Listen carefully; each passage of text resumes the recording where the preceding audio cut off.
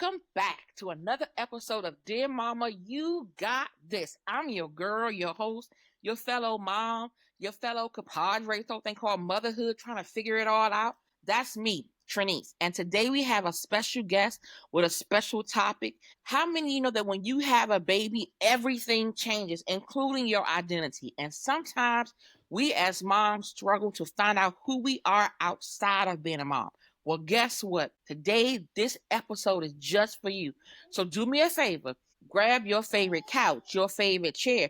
Now listen, you may hear my son in the background, but this is a mommy podcast. What you gonna do about it? Grab your favorite drink. Now don't be upset. We listen and we don't judge. So whatever that drink may be, enjoy yourself. And take the next 30 minutes and make it solely about you. Help me welcome my guest, LaTrease. Hi. Thank you so much for having me. I'm so excited to be here. Thank you for being willing to come. I'm so excited.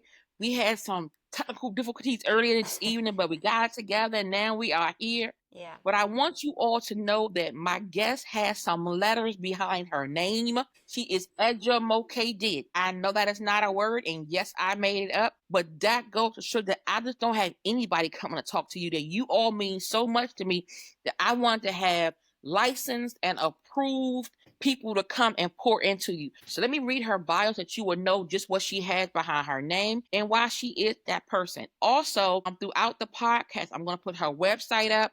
I'm going to put her Instagram up for you. And I believe you have a couple of books too, right? Yes, I do. Okay, so we're going to cover those for you all and tell you how you can get a copy of those. And I'll also put all of this information in the description bar that'll be listed below. Now, do me a favor. If you have not done so yet, go ahead and subscribe. Follow your girl social media.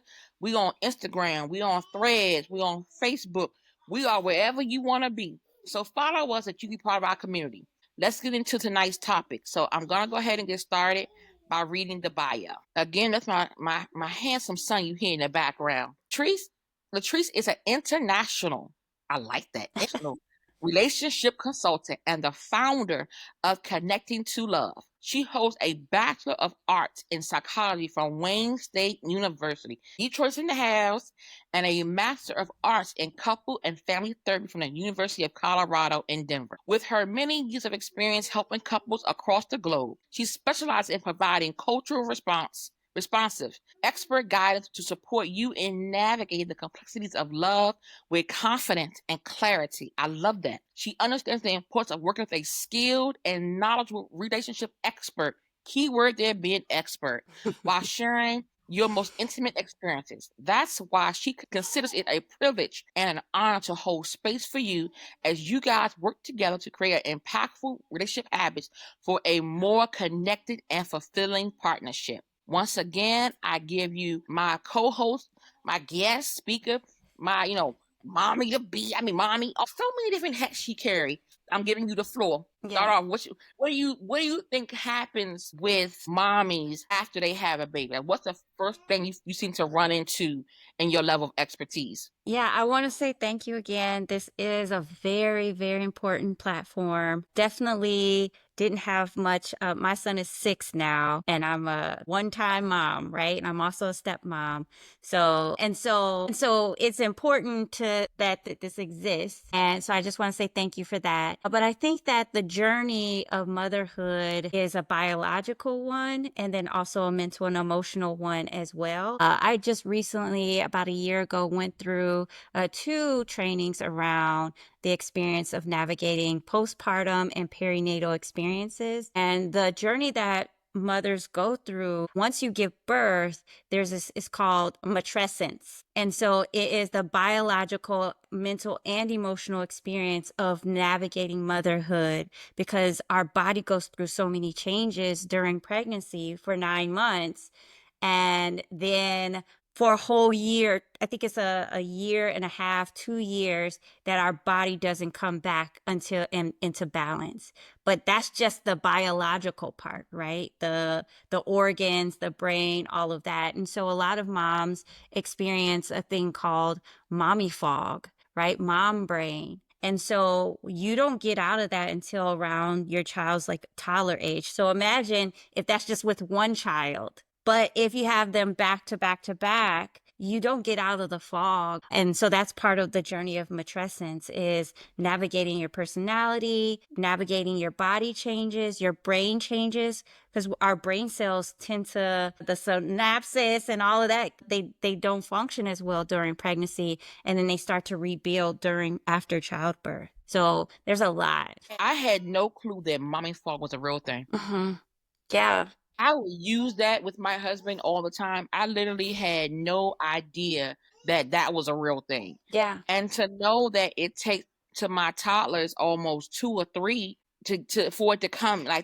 Like, I knew Hmm. that I went through different feelings and emotions, pregnant, but you tend to believe that you have a baby, your body will just snap back, especially because you see so many celebrities who just seem to you don't even really think that it's crazy. Yeah. I didn't know that's a real thing. I didn't know Yeah, that was a it's real thing. definitely, I remember, I have a video of the day where the fog went away. Like I still have it. I was working out and all of a sudden like the day was clear and I was in the basement in the gym, but the day was clear, like everything just cleared up and everything just made more sense. And my son was about 2 years old. And he just turned about 2. And yeah, so that's an emotional experience we go through. There he is. That is an emotional experience that we go to. It's a mental experience. And so the finding yourself part is trying to get out of that fog because you're so used to, especially for first time moms, they're so used to the freedom, right? But now there's a human being attached to you. It's the small things that I miss. Mhm. Being in the car and saying, I think I want a soda. And And just it's pulling into pulling the out, store just and to going get a out. soda, right? Now I have to either get like a fountain soda because Hmm. I'm not taking him out of his car seat. Hmm. I'm just not doing it. Or go through a liquor store that has a drive through and Hmm. buy a soda. They be like, oh, you want a soda, ma'am? Yes. All I want is a soda. It's the small things like coming home from a long day at work and just wanting to lay down or Yeah. just wanting to eat some fries and I have some little hands take my fries from me. It's the small things that I Yeah. miss. Yeah. Even, I mean, today, again, my son is 6 and he's very independent. Today we went to the grocery store and he fell asleep and it's like a 10-minute ride to the grocery store. He fell asleep. I sat in the car quietly. I'm not about to wake him up. I know that he takes a quick little cat nap. He doesn't take long naps. So we're just going to sit in the car quietly. I'm going to listen to some music, right? Like that is the thing that historically, like when he was younger, I probably would have freaked out. I'd been like, oh my God. But over time, right, this whole finding yourself, it's also about finding routine because babies, they change our routine and each personality, if you have multiple children, they require different things from us. So that's the other part, right? So there's the journey of who am I?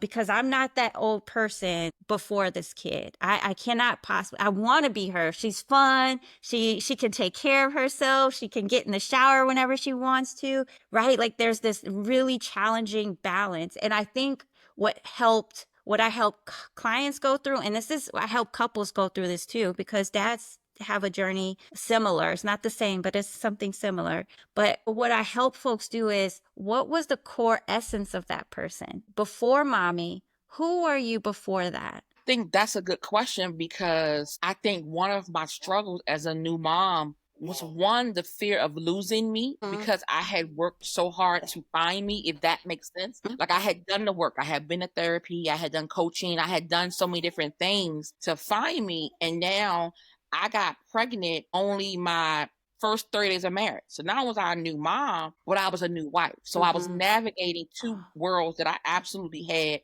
no idea about and didn't know how to navigate. And I felt like I had lost me.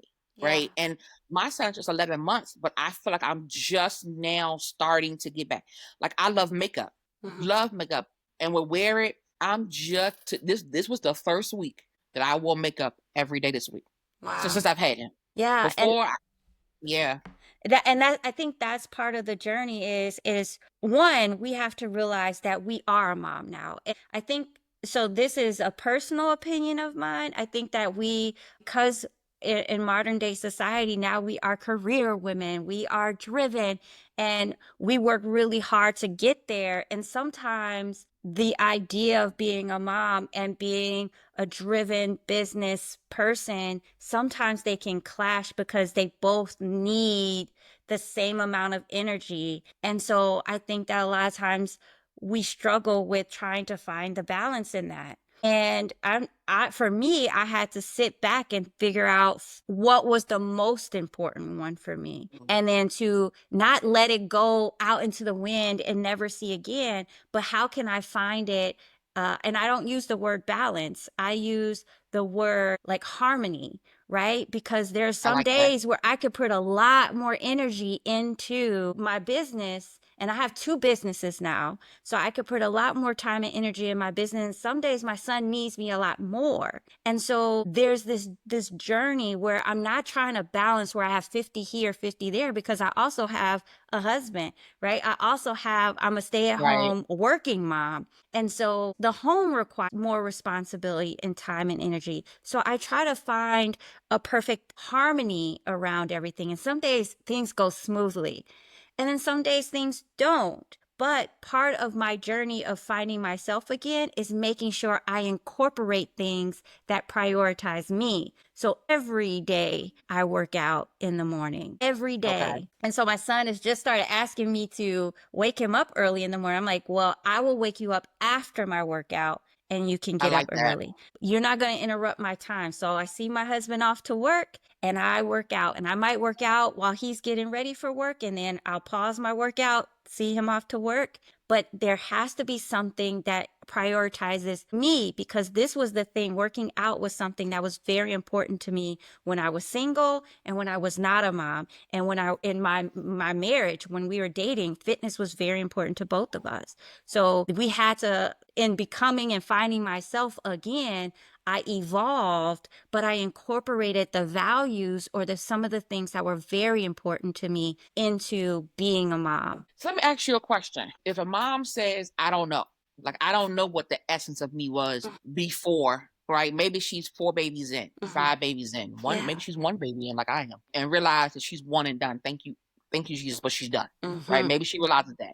But she doesn't like she really had not taken the opportunity before marriage or before having her baby to learn that part of her. Yeah. What can she do now to find that?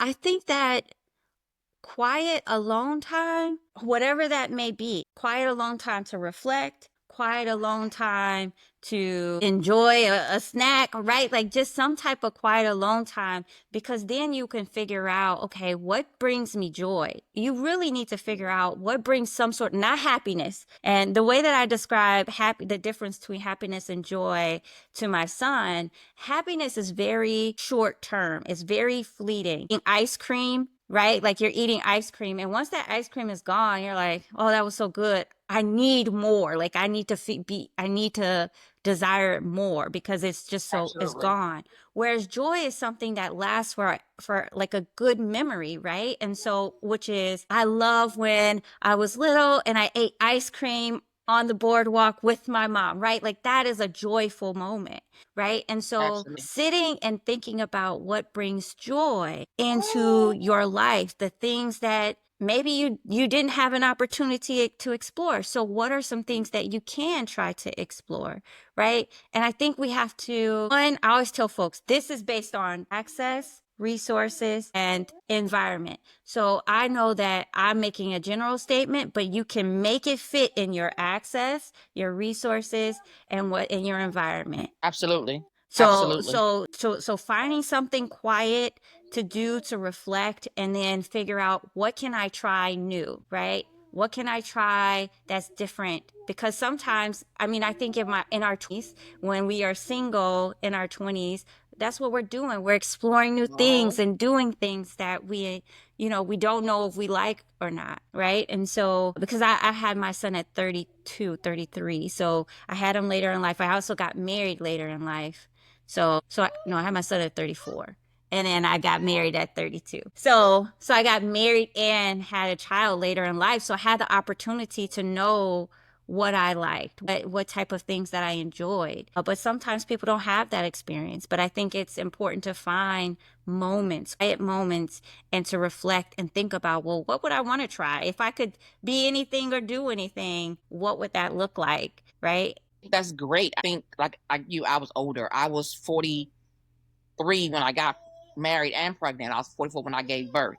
So it's learning. So for me, it's because I was kind of setting my ways a little bit, and I like to how I did things was the way I did things. So now I'm having to learn, and so I did it the old fashioned way, right? Like we didn't live together before we got married. We didn't do any of that, before. And so I'm learning him, he's learning me. So we're balancing that piece, and then I'm balancing motherhood. And I feel like every insecurity that I had before, even the ones that I thought, oh no, I doubled that. I'm healed from that. I'm good. After they was like, ha ha ha ha, we've been waiting for you. Yeah. Like, where have you been? And I questioned, you never feel like I didn't, like you doing anything right. And so I felt like the who I am took a hit because I didn't, whereas in I trusted the 20-year-old and 30-year-old and even the 40, especially when I hit 40, I was like, yeah, I'm 40. Like I was that girl.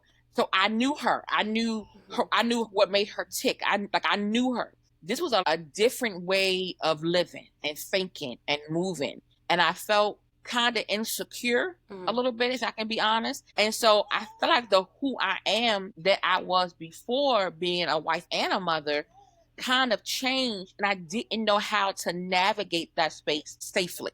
So for the woman who's listening, and she's a mom and she's not sure how to navigate her newness, right?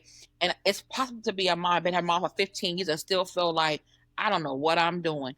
How do you navigate it, but navigate it in a way that's safe? Yeah. In my opinion, I think it is part of the navigation. Part of the navigation is saying, this is so new. This is so scary. I don't know what the heck I'm doing, because I think that is the part, is that there is no manual on, okay, so you're married now, this is what you do. There are books, there are people that can support you through navigating it, but there's no manual on your partner and how to be married to them.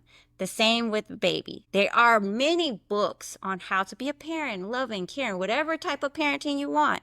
But there's no manual, particularly how can I be a parent or a mom to this baby, right? And so the same goes for discovering how can I be and show up for me and the type of woman that I envision myself. And I think that is kind of where you start, is you say, what type of woman did I envision myself? Because there might be some grief in there. And what type of woman do I want to be? Outside, if the circumstances were, what type of woman do I want to be? And then what helped me was that I said, what is like my perfect day? If I wasn't a partner, if I wasn't a mom, what would my perfect day look like? And I like really wrote that out and organized it. And then I said, okay, now let's be realistic. What does my day look like as a wife and a mom and a woman? And so I combined the two. And I took out what isn't realistic within my resources and my time frame and my environment. And I just combined them, and I discovered what my perfect day looked like and what that looks like for me as a woman and myself, right? And so what I say this to say, just do some organizing, do some reflecting on, what do you ideally want your life to look like? And in discovering that, how can you incorporate it to the life you already have, or adjust some of the things? Because I also had to adjust some things as well to become the type of Absolutely. person that I wanted to be, like making time to work out every day. I hated I don't know. I get up at 6:30, 6:40 every day. Before this, no. Not at all. I hated it. You wouldn't catch me getting up that early at all. But I Mhm. said, you know what? The woman that I want to be, she gets up and she works out and she takes care of Absolutely. herself. Absolutely. And that's the woman I want to be. I want to show up and look like I take care of myself and feel like I take care of myself the same way that I take care of my family, my home, my business. I deserve that energy as well, that care. I love the part where you said, I deserve, right? Because a lot of time as a mom, I feel like we make everybody else around us a priority, Mhm. their needs, their wants. And a lot of times, moms, we're like, I'll get to me, I'll get to me. And not knowing that, not taking that 15 minutes a day or 45 minutes a day or 20 minutes a day to pour back into you, it damages Mhm. the who you are, right? Because Mhm. then after a while, you become resentful and you're like, Mhm. well, I'm doing everything and nobody's helping me.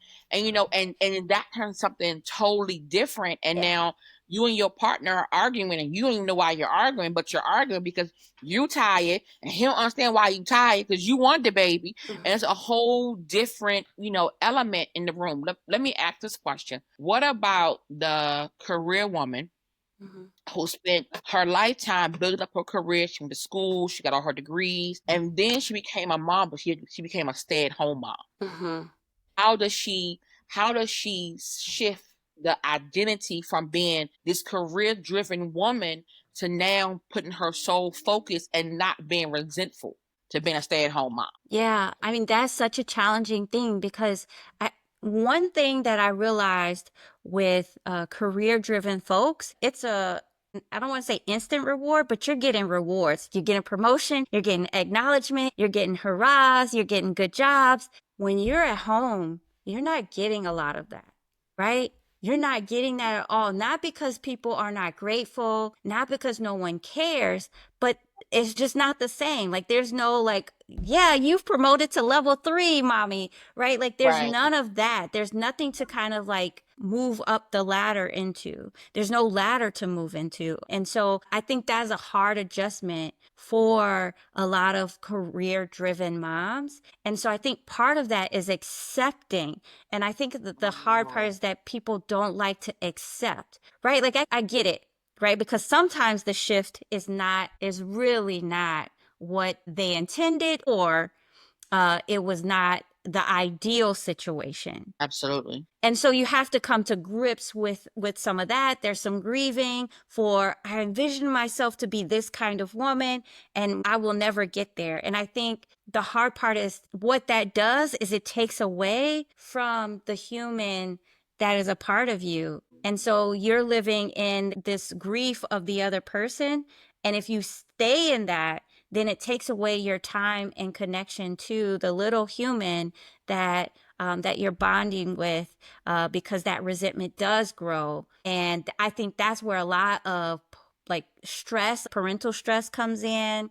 That's a lot of partner stress because you're asking, you might be not so clear on what's wrong, but you know something's feeling, Absolutely. or you might be ashamed to say, this is not what I expected and I don't like it and I want to leave. I tell people all the time, when I had my son, I prayed and we laid hands and we did scriptures and he was definitely a baby that was prayed for. However, once I had him, my birth wasn't traumatic, but after while having him, I actually caught double pneumonia. And it was 90% in one lung and 70% in the other lung. And the doctor was like, I don't even know how you're breathing on your own, which resulted in me not being, I stopped producing milk when I was in the hospital. Mm. And so I couldn't breastfeed. And so it was like one thing after another, but I didn't want to say I was overwhelmed, right? I felt guilty for saying this is what I prayed for. Like I prayed to have him. Mhm. So how can I then turn around and say, oh, I'm tired, or I'm overwhelmed, or I'm overstimulated? Like I would feel bad. And not that anybody made me feel that way, just my own emotions and feelings was like, no, remember you wanted this. So now how dare you say you're tired? How does a mom navigate the voices that are in her head? Now, not saying that she's crazy or Yeah. anything, but just that, Yeah. just that silencing, because you can be your own worst critic. Mhm. So just silencing that part of you. How does a mom do that? Yeah. There's two parts to this. I think there's one because when we were pregnant and when we were praying and laying hands and getting ready and hoping, right? Like all those things, we had this vision of the type of mom we were going to be and what Absolutely. motherhood would look like. And then when it doesn't add up to that, then we feel ashamed or we kind of like, no, I'm going to be that mom. So we kind of push that. So we have to, one, accept the space that we are in, right? Like the journey of this is what motherhood looks like. This is what it looks like. And I have to stop expecting trying to live in the one I created before this baby was here or when this That's baby good. was a day old. Now this baby is getting older and they need something different from me than what I had envisioned. That's Or good. they're totally different from how I envisioned. I had envisioned my son being a sleeping baby. He does not sleep. He does not sleep. And it took me about a year to say, LaTrease, you can't force this baby to be a sleeping baby. He's not. He didn't nap. He didn't go to sleep at Wow. time. Sleep, like the sleep training didn't work. None of that, because he's just not a sleeping person. He says it now. He has infinite energy, and I now accept it. He does. Wow. But you have to accept the motherhood that you're in now. That's one thing. So that'll help kind of, because disappointment and all those, the guilt, all of that is from unrealistic expectations. And then the other That's good. part is the mommy guilt. So I want to say that guilt is a helpful thing because it lets you know like you had a value and you're going against your values. But mommy guilt isn't even around values. Mommy guilt has a bit of shame in it because shame is the language that we use to, as women, it's our defense language. So Uh-huh. if it's not against your values, so you ask yourself, is this against who I am, as who I've decided to be as a mom? Realistically, is this against what characteristics I choose to be as a human being? And if it is not, you got to throw that out the window, Absolutely. because guilt is really just the emotion to say, hey, you're going against your values. And if you're not going against your values, then that might be a hint of shame. And we cannot shame ourselves. Absolutely. That was so yummy to me. That was like right now, right? I'm like this is a mommy podcast, and so Mm-hmm. I know that my son from time to time will. This is only his bedtime. Like Mm-hmm. normally this time of night, he's asleep. As you all can see, he is wide awake, and so I'm trying to like be like just be calm, just kind of like flow with it. But the old me, was just like boom, boom, boom, boom, boom, boom, boom, boom, boom, boom, like, and so now having to be like and balancing because it's a mommy podcast, so there are times when he's going to be seen and in it Mm-hmm. and heard, but navigating the perfectionist that's Mm-hmm. in me, right? Mm-hmm. Like, what will others who's watching a podcast think? Will they say that it's not professional enough? Even though I'm sitting there holding a conversation with you, Mm-hmm. the thoughts that are in my head was, would it be professional enough? Would it look nice? What would it do? And those kind of things are happening. And so when you say just silencing and just the guilt part and trying to balance and still be who you are, it's very amazing to me Yeah, because there's so many layers to mommyhood. it There's so is. many.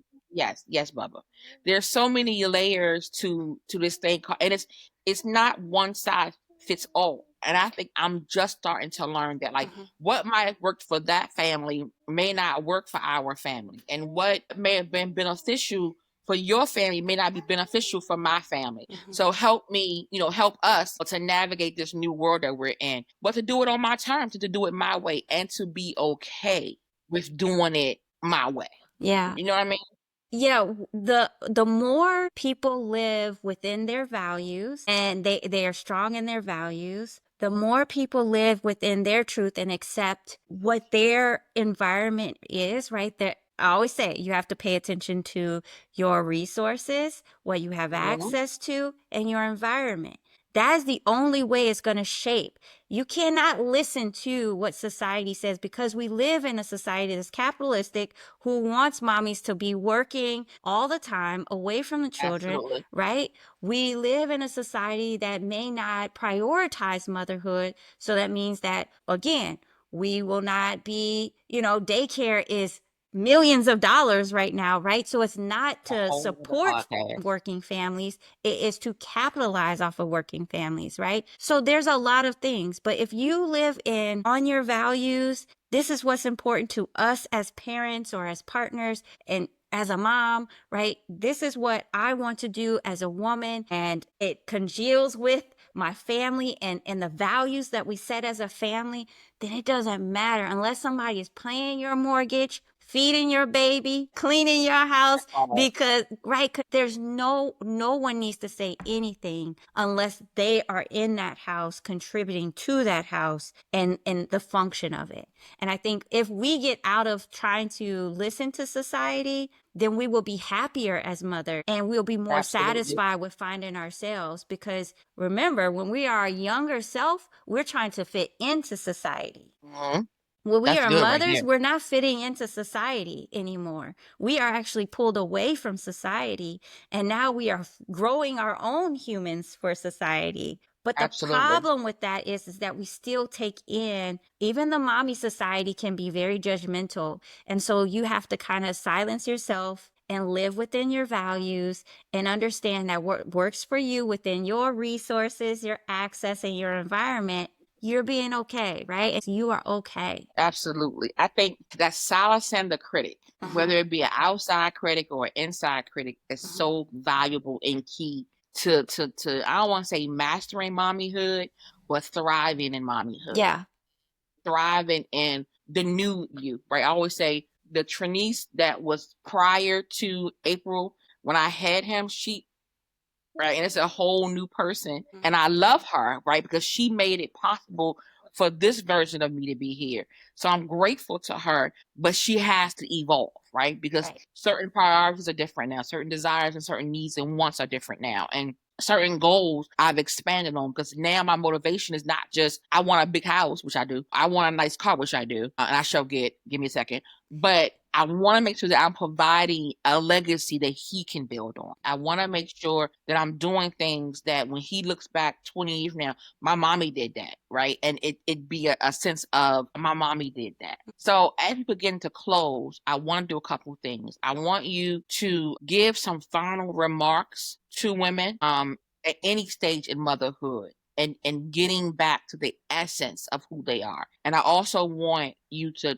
I know you have 3 books. I was on your website. Yes, I was all in and through with sis. I was all in. I was dipping and diving and slipping and diving. Yes, I was. And so I know you have 3 books. So I want you to share those. Final no, let's do this. Let's go over your books Okay. that you have and share those. I want to get those out. And then I will also put them in the description when I do this description Mm-hmm. that you can find them there as well. Yep. But please, by all means, share your stuff. Yes, Yeah. absolutely. So I'm excited. So I have a what I call an intentionality journal for or planner for couples to do becoming your own relationship goals. So it's not like just getting a house or having a baby or anything like that. It is really what type of couple do we want to be? How do we want to show up? And the reality is that you can actually do this for yourself, right? What type of per relationship do I want to have with myself? What does it look like?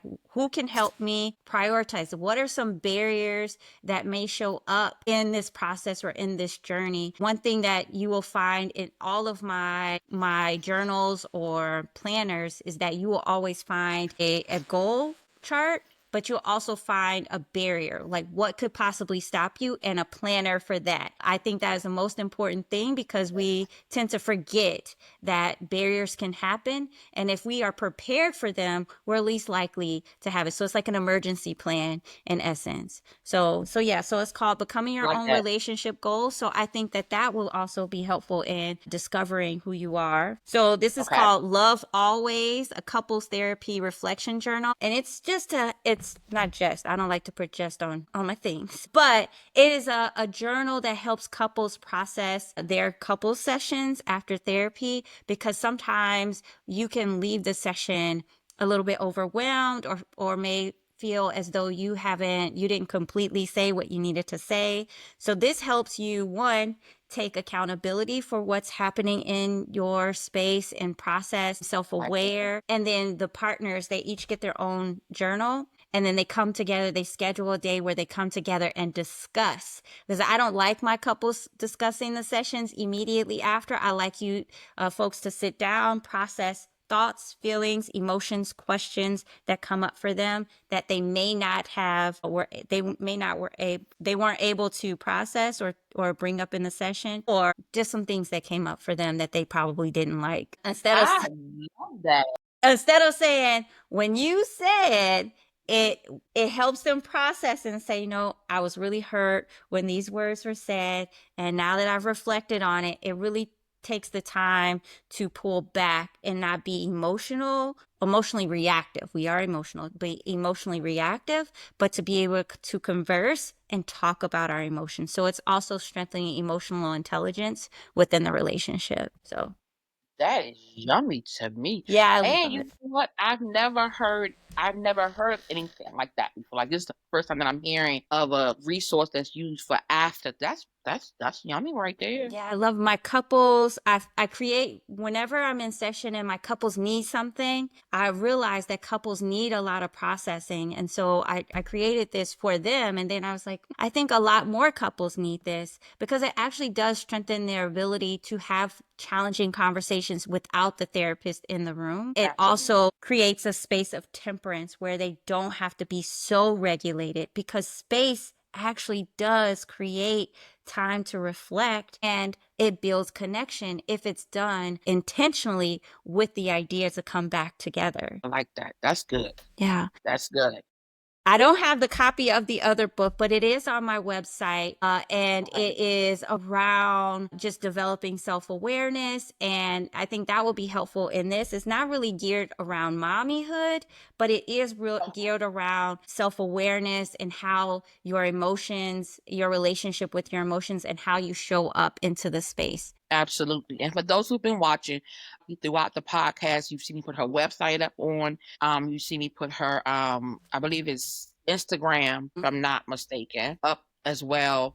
And so I want that's all. And if you click on the links are there, you'll be able to go to the link from the podcast and be able to get. But again, I will have all of her information, her websites, the names of her books. Where are you out of? I believe it's Georgia. Is it Georgia? It's North Carolina. So I'm currently in North Oh, Carolina, but I okay. service, because I'm international, I service folks all around, but I do therapy in the state of Virginia. So I do therapy, telehealth in the state of Virginia. Yes, Virginia. Hello, Virginia.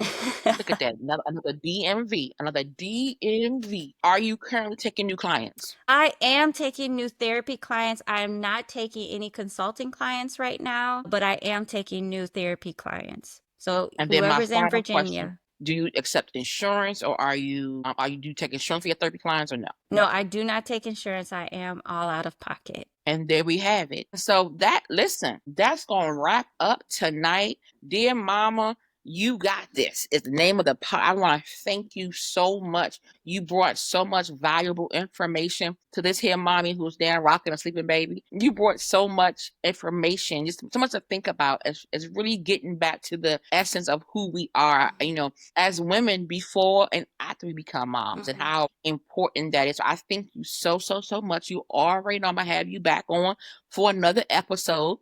Thank you.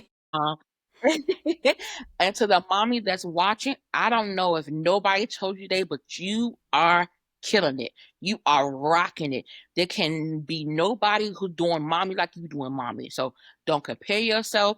Don't try to keep up with anybody. Don't try to mimic anybody. You, sister girl, are rocking it. From one mom to another mom, I salute you for all your sleepless nights, for being tired and still doing it, for crying and still doing it, for being wore out and still doing it. I applaud you for taking the time to be a mom, right? I tell people all the time, it is the most rewarding group to be a part of, but it is the most hardest group to be a part of. And so thank you for watching. Do me a favor to you subscribe. Make sure you follow us on social media. We're on Facebook. We're on Instagram. We're on Threads. So make sure you're following us. Make sure you're part of our community. And we'll be back next Wednesday. Same spot, same time, maybe with your same drink in hand. And we look forward to having you there. So this is your girl, Trinice, your co-mommy in the group, saying see you next time. And thank you so much for being a part of Dear Mama. You got this. and we'll talk to you next week. You all have a good one. Bye.